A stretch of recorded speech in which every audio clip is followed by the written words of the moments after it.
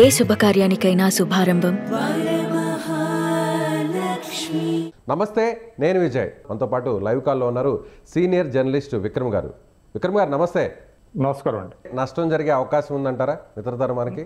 నష్టం అంటే టైమింగ్ అండి. అంటే ఇప్పటికిప్పుడు చేస్తే మాత్రం ఏదైనా అట్లాంటి అనుమానాలకి తావిచ్చేటువంటి అవకాశం ఉంది కాబట్టి సమయానుకూలంగా నిర్ణయం తీసుకుంటే బాగుంటుంది. అట్లానే తీసుకుంటారు. చంద్రబాబు నాయుడు గారు కూడా తొందరపడేటువంటి వ్యక్తి కాదు. ఎందుకంటే ప్రజల యాస్పిరేషన్స్ ముఖ్యం. ఇప్పుడు ఉన్నటువంటిది ఏంటంటే పార్టీ శ్రేణుల యాస్పిరేషన్స్ కంటే ప్రజల యాస్పిరేషన్స్ చాలా ముఖ్యం. కాబట్టి ముందు ప్రజా సమస్యల మీద ఆయన దృష్టి పెట్టేటువంటి అవకాశం ఉంది. తర్వాత పార్టీ శ్రేణుల నుంచి వచ్చే డిమాండ్స్ని పరిగణలో తీసుకొని ఎప్పుడు ఏ విధంగా ఏ నిర్ణయం తీసుకోవాలనేటువంటిది ఆయన ఖచ్చితంగా తీసుకునేటువంటి అవకాశం ఉంటుంది. కాబట్టి ఇవాళ కాకపోయినా రేపైనా కొంత ఆలస్యమైనప్పటికీ కూడా ఆయన్ని ఈ మే బి మేడ్ డిప్యూటీ చాలా స్మూత్ గా డీల్ చేస్తారంటారు. ఇప్పటికెప్పుడే నిర్ణయం తీసుకోరు, కానీ ఖచ్చితంగా బాగా చెప్పారు. అది స్మూత్ గా డీల్ చేస్తారు. ఎందుకంటే ఒక నిర్ణయం తీసుకున్నప్పుడు అండి ఆ నిర్ణయం పార్టీకి ఉపయోగపడాలి, రాష్ట్రానికి ఉపయోగపడాలి.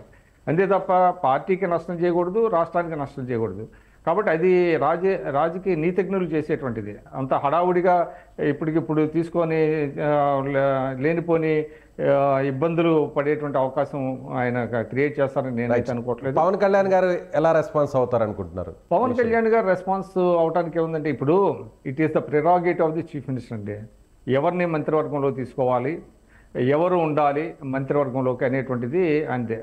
ఇంకోటి ఏంటంటే పవన్ కళ్యాణ్ గారు అంత సంకుచితంగా ఆలోచిస్తారని నేనైతే అనుకున్నాను. అంటే ఇంకొకరిని ఎవరన్నా డిప్యూటీ చీఫ్ మినిస్టర్ని చేస్తే తన స్థాయి ఏదో తగ్గిపోయింది, తనకి ఏదో పోటీ అని ఆలోచించే అంత సంకుచితత్వం ఆయనలో లేదు. ఇంకోటి కూడా నేను ఈ సందర్భంగా చెప్పదలుచుకున్నాను. చంద్రబాబు నాయుడు గారు లోకేష్ గారిని డిప్యూటీ సీఎం చేస్తే ఇంకొక బలహీన వర్గాల నుంచి కూడా మరొకరిని కూడా తీసుకునేటువంటి అవకాశం కూడా ఉందండి. ఎందుకంటే సామాజిక సమతుల్యత కూడా చూడాల్సినటువంటి అవసరం ఉంది.